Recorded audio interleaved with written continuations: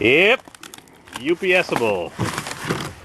I read in Clark's Corvair parts years ago that you could UPS ship a Corvair differential, and somebody else said, that can't be. I said, I think it weighs less than 75 pounds, and wouldn't you know it, it does. A Corvair differential weighs 68 pounds, plus the packaging.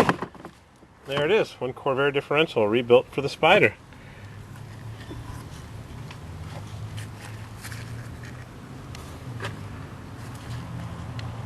Maybe I should have got him to put the 4 Spyder in.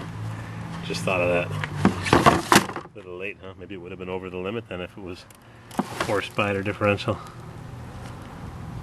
This time I'll check to make sure it's full of oil with the oil dipstick tube that 64s and up have.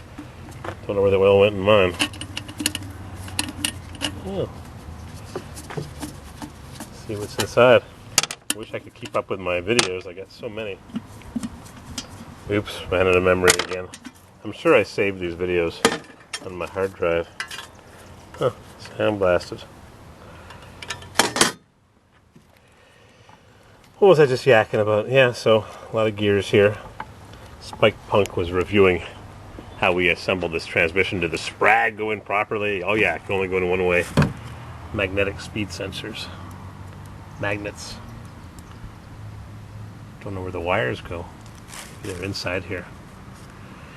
Yep, Turbo 400 was turned into the 4L80E in 1992 maybe. So the Turbo 400 came out in late 64, and that must have been being designed in 62, 63. Oh yeah, this one's cracked. Yep, cracked. This thing came out in 91 maybe. And the Turbo 350 came out in 69, so it must have been something they were designing back in the late 60s, and they would have used it in the Corvair had the Corvair continued in development. But Corvair was discontinued before the 350 could be turned into one of these 3-speeds.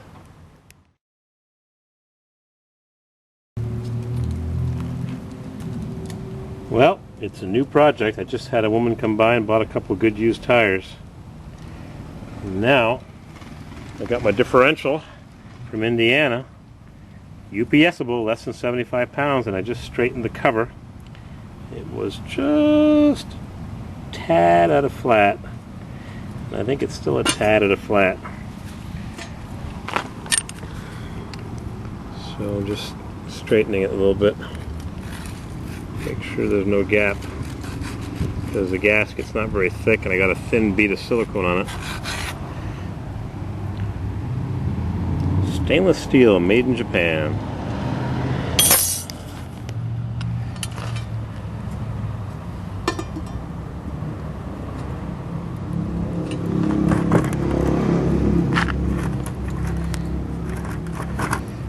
Put a drop of oil on those bolts.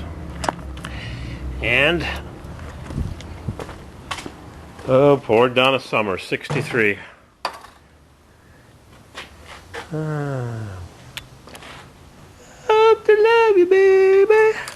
Ooh, love to love you, baby.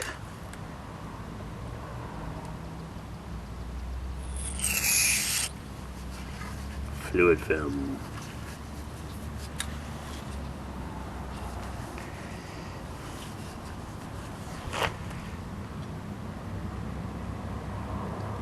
It's amazing how computers change your life. I was at a shop looking for an electrical box for my water heater that I have to. The tenant's water heater needs a new electric box, and the woman typed in a Yahoo search, and the first thing that pops up is Donna Summer dead. I was on a call-in radio show, On Point Radio. Yeah, last fall. I called in. Donna Summer was being interviewed live, if my memory serves me correctly, and I was the next person in the queue I would have been the next person to talk, and they said, sorry, the show is ending and we can't get to you. You're the next person and you're not going to get on the show. I'm not sure what I would have said to her. I would have told her I listened to disco in the late 70s, but I even had my sister turn on the radio and listen to the show live. And I didn't get to call in. I mean, I didn't get to talk to her on the call-in show. Too bad. So sad. It's the way it goes. Whatever. I would have just boasted I listened to her. That's it. Alright, I got all kinds of sand on this thing already. That's not too good. I got to clean that off. It's windy. Dust.